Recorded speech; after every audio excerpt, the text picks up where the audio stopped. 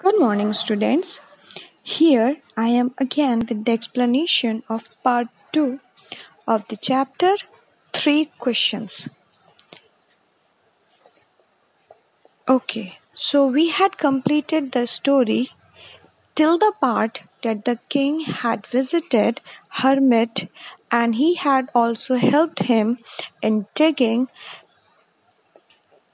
and as soon as he asked that whether the hermit knew the answers of his question, there was a person coming towards hermit which was being indicated by the hermit. Let's see what happened in the part 2 and whether the king get the answer of his questions or not. So the part 2 starts like, the king turned round and saw a bearded man running towards them. His hands were pressed against his stomach, from which blood was flowing. When he reached the king, he fainted and fell to the ground. The king and the hermit removed the man's clothing and found a large wound in his stomach. जैसे ही king मुड़ता है तो देखता है कि एक दाढ़ी वाला आदमी दौड़ता हुआ उनकी तरफ आ रहा है। उसने अपने पेट को बहुत जोर से अपने हाथों से प्रेस कर रखा है और उसमें से लगातार खून बहता जा रहा है। जैसे ही वो राजा के पास आता है वो बेहोश हो जाता है और जमीन पर गिर जाता है। जो किंग होता है और जो सन्यासी होता है वो उसके कपड़ों को रिमूव करते हैं और ये देखते हैं कि उसकी बॉडी पर एक बहुत बड़ा वुंड यानी घाव हो रखा है उसके स्टमक पेट में। The king washed and covered it with his handkerchief, but the blood would not stop flowing. राजा उसको धोता है और उसको एक रुमाल से कवर करता है, लेकिन फिर भी खून रुकता नहीं है। The king redressed the wound until at last the bleeding stopped. राजा वापस से ड्रेसिंग करता है, तब तक करता रहता है जब तक उसकी ब्लीडिंग रुक नहीं जाती। The man felt better and asked for something to drink. The king brought fresh water and gave it to him. By this time the sun had set and the air was cool. The king with the hermit's help carried the wounded man into the hut and laid him on the bed. The man closed his eyes and lay quiet. थोड़ी देर बाद उस आदमी को थोड़ा अच्छा लगना शुरू होता है तो वो पानी के लिए पूछता है। राजा उसके लिए फ्रेश वाटर लाते हैं और उसको देते हैं। तब तक शाम हो चुकी होती है और ठंडी हवा चलने लगती है। राजा और सन्यासी उस घायल इंसान की मदद करते हैं और उसको उस हट में ले जाते हैं और बेड पर लेटा देते हैं। आदमी अपनी आंखें बंद किया हुआ शांति से लेटा रहता है। The king, tired by his walk and the work he had done, lay down on the floor and slept through the night. जो राजा होता है, जो कि दिन भर चलने की वजह से और बहुत ज़्यादा काम की वजह से थक चुका होता है, तो वो भी ज़मीन पर लेट जाता है और रात वहीं बिता देता है। When he woke up, he was several minutes before he could remember where he was and who the strange bearded man lying on the bed was. जब वो उठता है तो उसको थोड़ा टाइम लगता है ये याद करने में कि वो कहाँ पर है और जो bearded आदमी है वो कौन है। Forgive me, said the bearded man in a weak voice when he saw the king was awake. वो बोलता है, जो दाढ़ी वाला आदमी होता है, कि मुझे माफ कर दीजिए जब उसने देखा कि राजा उठ चुका है। I do not know you and have nothing to forgive you for, said the king. तो राजा बोलता है कि मैं तुम्हें नहीं जानता और मेरे पास कुछ ऐसी वजह नहीं है कि मैं तुम्हें माफ करूं, यानी तुम माफी किस लिए मांग रहे हो। You do not know me, but I know you. I am that enemy of yours who swore revenge on you because you put my brother to death and seized my property. वो घायल आदमी कहता है कि आप मुझे नहीं जानते, लेकिन मैं आपको जानता हूँ। मैं आपका दुश्मन हूँ और आपसे रिवेंज लेने के लिए यानी बदला लेने के लिए आया था। क्यों लेने आया था? क्योंकि राजा ने उसके भाई को मार दिया था और उनकी सारी प्रॉपर्टी को अपने कब्जे में कर लिया था। I knew you had gone alone to see that hermit, and I made up my mind to kill you on your way home. But the day passed and you did not return. So I left to my hiding place and I came upon your bodyguard who recognized me and wounded me.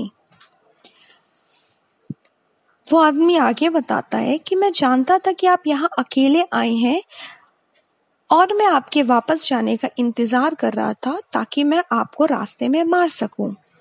लेकिन दिन बीत गया और आप वापस नहीं आए, तो मैं अपनी छुपी हुई जगह से निकला, लेकिन तब तक आपके बॉडीगार्ड्स ने मुझे देख लिया था। वो पहचान गए थे मुझे और उन्होंने मुझे घायल कर दिया। I escaped from him, but I should have died if you had not dressed my wounds. I wished to kill you, and you have saved my life. Now, if I live, I will serve you as your most faithful servant, and will order my sons to do the same. Forgive me. वो आदमी कहता है कि मैं वहां से बच करके तो आ गया और शायद मैं मर चुका होता, लेकिन आप लोगों ने मुझे बचा लिया, मेरे घाव को भर दिया। मैं तो ये इच्छा रखता था कि मैं आपको मार दूं, लेकिन आपने मेरी जिंदगी बचा लिया। अब जब तक मैं जिंदा हूं तब तक मैं आपका एक फेथफुल सर्वेंट यानी एक वफादार नौकर बन करके रहूंगा और मैं अपने बेटों को भी यही ऑर्डर दूंगा कि वो भी आपके वफादार बन करके रहें। मुझे क्षमा कर दीजिए। The king was very happy to have made peace with his enemy so easily and to have won him over as a friend. राजा बहुत ज़्यादा खुश था कि उसने अपने एक दुश्मन को बिना किसी झगड़े के दोस्त बना लिया। He not only forgave him but said he would send his servants and his own doctor to look after him, and he promised to give back the man his property.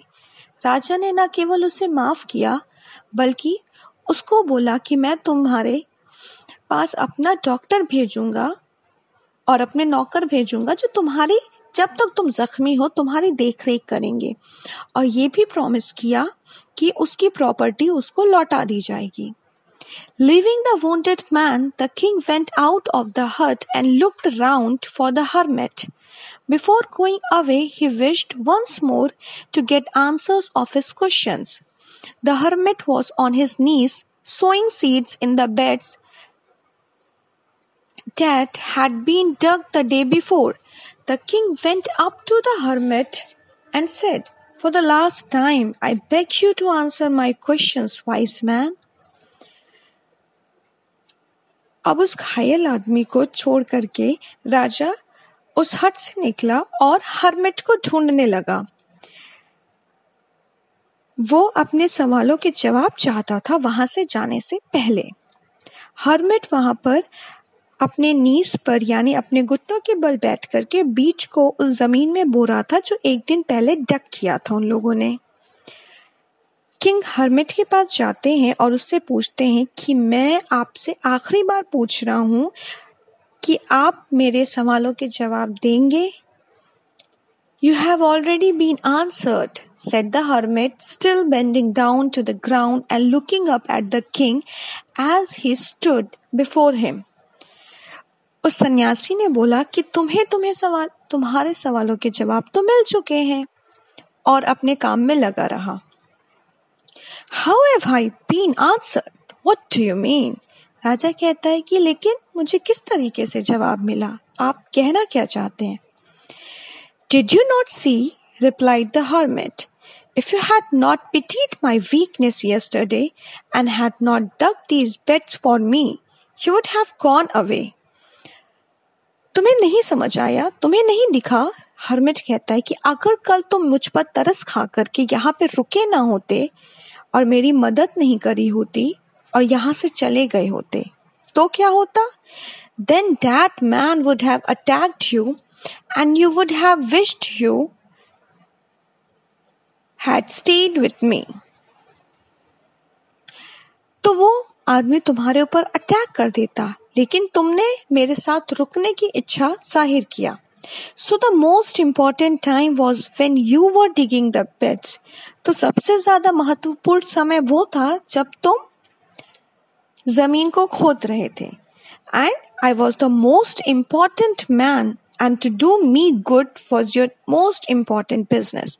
और उस समय मैं तुम्हारे लिए सबसे ज्यादा इम्पोर्टेंट था और मेरे लिए कुछ करना तुम्हारे लिए सबसे इम्पोर्टेंट काम था. Afterwards, when the man ran to us, the most important time was when you were caring for him. Because if you had not dressed his wounds, he would have died without having made peace with you. और फिर जब वो इंसान दौड़ करके तुम्हारी तरफ आया तो तुम्हारा सबसे इम्पोर्टेंट काम था उसके जख्मों को सही करना. अगर तुमने नहीं किया होता तो शायद वो तुम्हारे साथ शांति बनाए बिना ही इस दुनिया से चला जाता. So he was the most important man, and what you did for him was your most important business. तो उस समय वो व्यक्ति सबसे ज्यादा इम्पोर्टेंट था और तुमने जो उसके लिए किया वो सबसे ज्यादा इम्पोर्टेंट काम था. Remember then, there's only one thing that is important, and that is now. It is the most important time because it is the only time we have any power to act. आखिरी में कहता है कि याद रखो कि आज जो है, अभी जो है, वही सबसे ज्यादा महत्वपूर्ण है. यही सबसे ज्यादा इम्पोर्टेंट टाइम है क्योंकि इसी समय में तुम अपनी शक्तियों का इस्तेमाल कर सकते हो किसी काम को करने के लिए. Because what was in past, it remains in the past. And what is in future, you cannot see that. But what is in present, you are having a complete control on that actions of yours. The most important necessary person is the person you are with at a particular moment. और सबसे ज्यादा important वो व्यक्ति है जिसके साथ तुम उस समय हो. For no one knows what will happen in the future and whether we will meet anyone else. क्योंकि हम नहीं जानते कि फ्यूचर में हमारे साथ क्या हो और क्या हम दोबारा मिले या नहीं. The most important business is to do that person good, because we were sent into this world for that purpose alone. और सबसे ज्यादा इम्पोर्टेंट काम हमारे लिए ये है कि हमें अच्छा काम करना चाहिए क्योंकि हम इस दुनिया में किसी न किसी पर्पस के लिए आए. And what is our purpose? To make our life worth. और हम अपनी लाइफ को तभी वर्थफुल बना सकते हैं जब हम गुड डीड्स करते रहेंगे. So it was really a beautiful story with a great message that your presence of mind and your way of living in the present is the most important thing that we should do in our life. We get the life once and we should live it in doing the good jobs. The story is written by Leo Tolstoy, who is a Russian writer. So students, that is the end of our story. I hope you liked the story. Please revise the chapter and get yourself prepared for the question and answer session in your online class. Till then, keep working hard and like our video and subscribe our channel. And don't forget to hit the bell icon.